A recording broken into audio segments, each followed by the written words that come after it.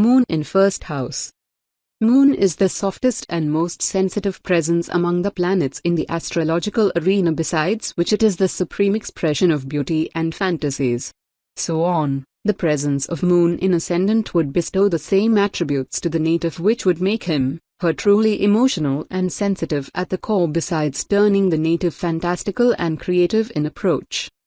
The natives of Moon in Ascendant or first house would have absence of aggression, but they would also lack the firmness and stability in their approach and attitude, for which they are easy receptors and easily attain impacts of others, which also makes them malleable and adaptable in nature, but it could make them lose their own identity. These natives having Moon in Ascendant carry much endurance and do not demand much from the surroundings, but they are restless personas and go through frequent mood change. People dominated with Moon are perceived as not being clear about the aspects of life, while on the positive side, these natives having Moon in first house are very much loving and caring personalities who give motherly care to all without any self-interest, but they also seek for love and care for leading a good and happy life.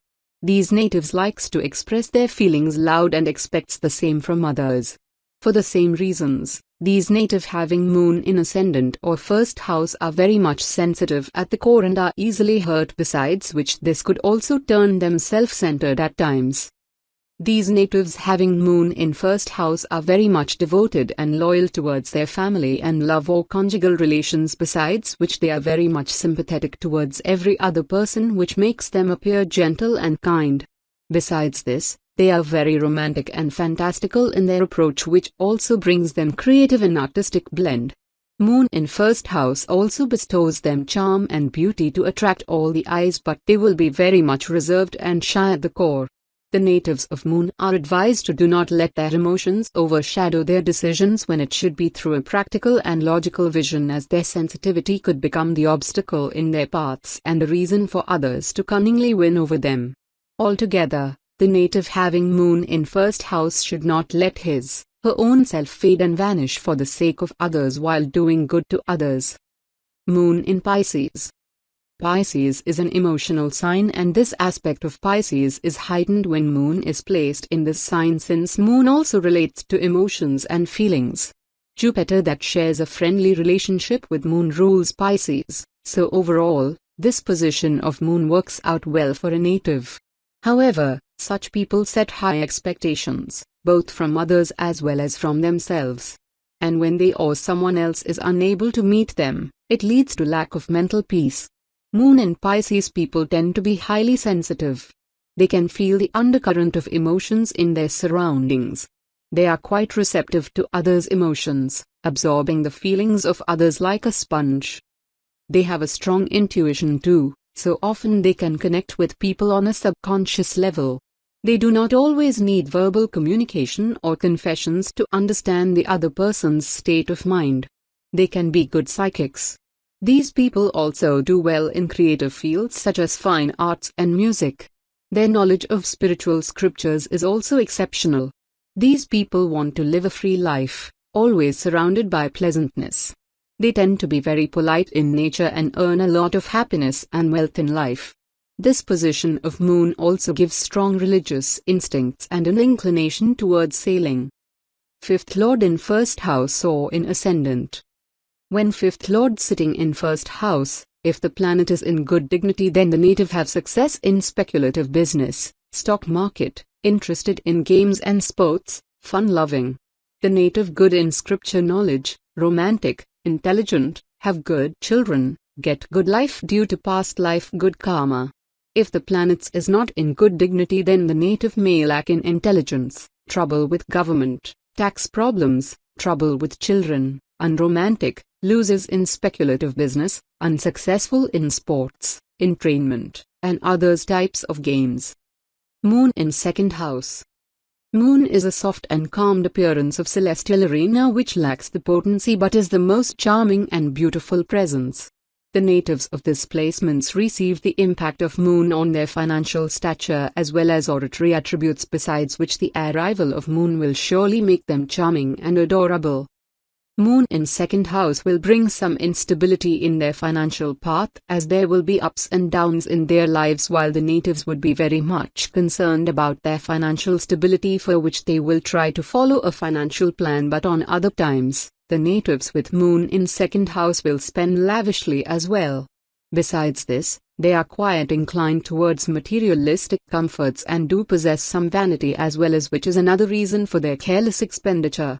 At the whole, financial stability gives the natives with Moon in second house emotional security, as they feel mentally strong at the strength of affluence.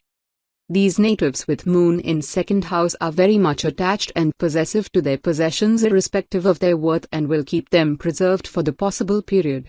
The natives of this placement of Moon in second house are perceived to be soft and warm with their words, which would make them admired by many around, besides which they are expressive beings and are quite concerned about their words. In the end, the natives of this placement having Moon in second bhava will impress people around them and will leave their marks behind. Moon in Aries. The lord of Aries is Mars, a fiery masculine planet that is friendly towards Moon, which in turn is a watery feminine planet.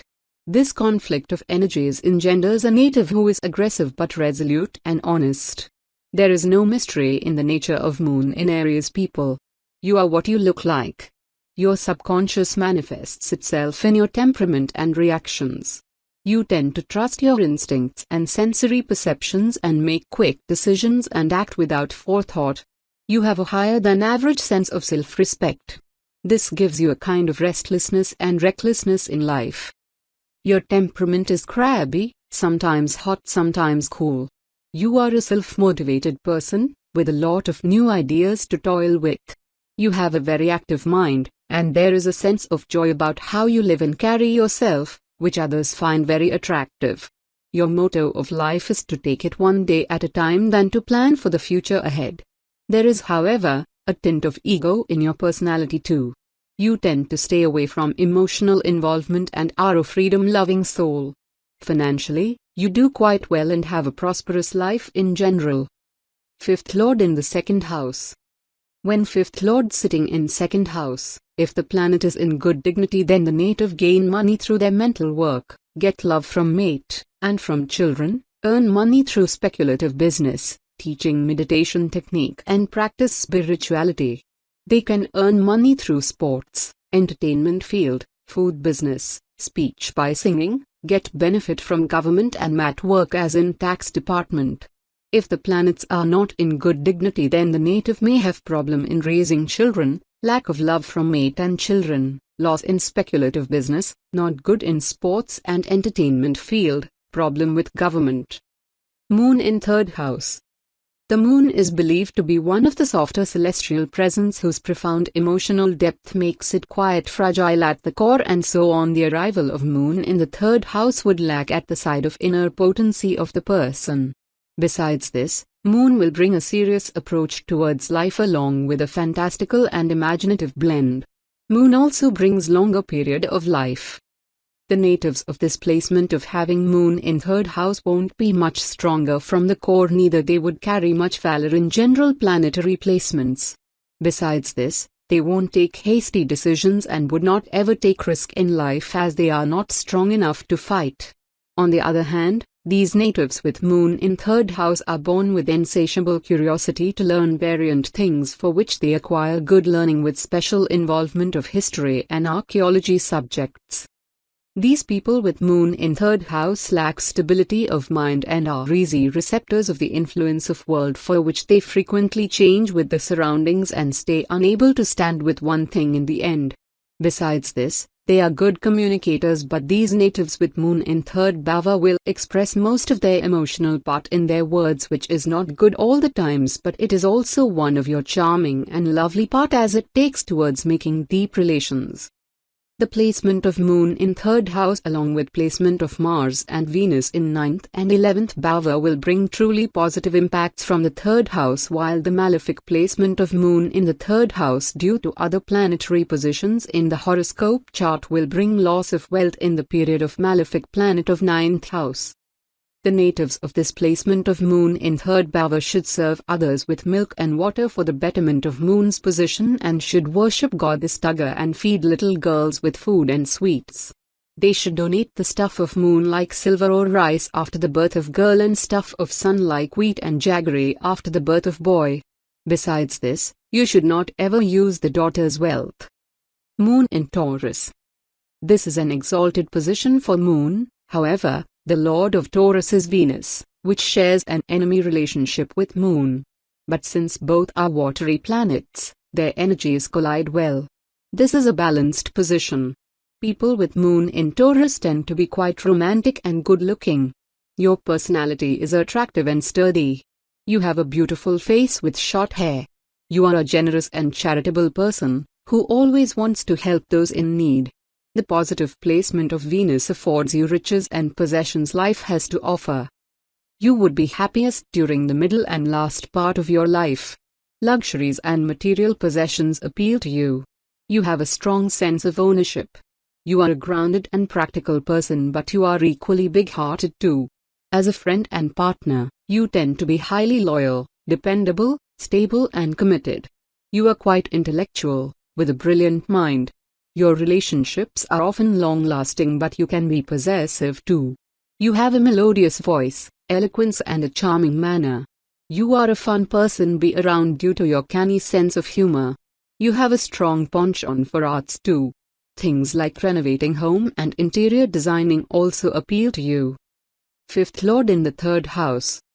When fifth Lord sitting in third house, if the planet is in good dignity, then the native siblings are intelligent, interested in reading scripture, and spiritual practice. The person is focused on children and speculative business, leading an interesting and adventurous life and get benefit from writing, music, entertainment and sports. If the planets are not in good dignity, then the native may have struggle in overall general in life.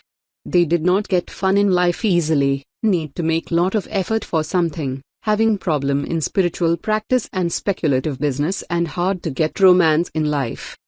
Moon in fourth house.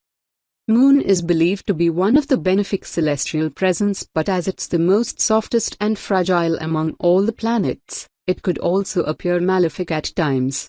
Here, Moon has arrived in its own house, for which, the placement of Moon is very much strong in the fourth bhava, and so on the native and her mental composure will be strongly impacted by the Moon. These natives with Moon in fourth house will be very much sensitive at the core and will be deeply attached to their belongings, especially with those which they possess since the very beginning, including their family values and norms, their primitive home and their heritage.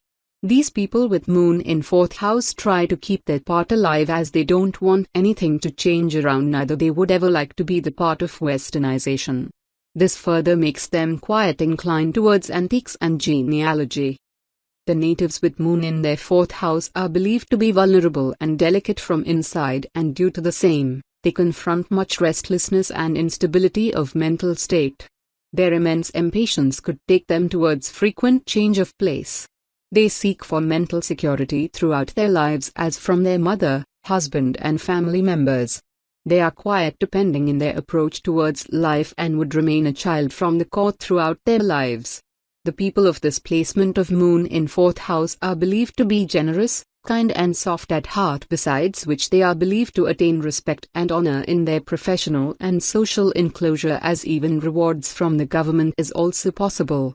The native of having Moon in fourth bhava are believed to acquire good educational heights, while if the Jupiter gets placed in sixth bhava with Moon in fourth bhava, then he or she would be best suited to the parental business.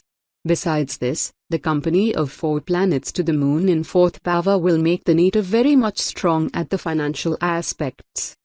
These people should offer milk instead of water to guests, besides which selling of milk or burning of milk for making coir will bring adverse impacts to the native. He or she should strictly stay away from adultery and should pay services and reverence to the mother and motherly figures and should seek their blessings. These individuals should place a pitcher or vessel or any container filled with milk at home before beginning any auspicious work. The adverse placement of Jupiter in the 10th bhava could be defended by taking the grandfather to pilgrims and worshipping along with him.